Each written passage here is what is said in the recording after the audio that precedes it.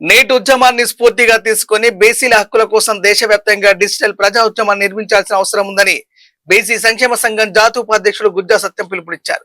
హైదరాబాద్ లోని gun ఫౌండరీలో BC JAC కార్యాలయంలో వివిధ బీసీ సంఘాల ప్రతినిధులతో నిర్వహించిన సమావేశంలో ఆయన మాట్లాడారు. సోషల్ మీడియాను కేవలం వినోదానికే కాకుండా బీసీల రాజ్యాంగబద్ధ హక్కుల సాధన కోసం వినియోగించాలని సూచించారు.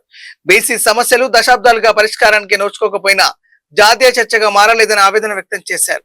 జెన్జీ అంటే కేవలం ఒక తరం కాదని, అన్యాయాన్ని ప్రశ్నించే ఆలోచన అని పేర్కొంటూ యువత డిజిటల్ వేదికలపై తమ స్వరాన్ని బలంగా వినిపించాలని పిలుపునిచ్చారు.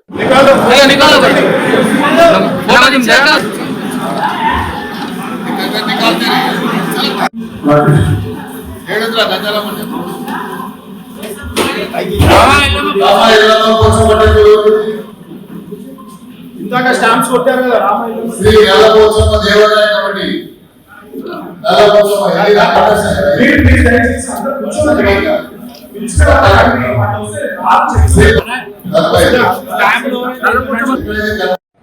మన పార్టీ పరంగా 5,000 రూపాయలు ఇచ్చేటువంటి కార్యక్రమం ఆ డబ్బులు కూడా వచ్చి ఉన్నాయి.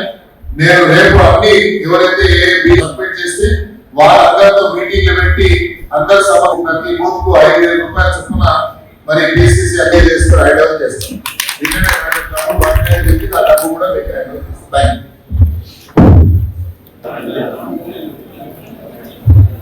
దేవాదాయ కమిటీ పేరు పిలవడం జరుగుతుంది.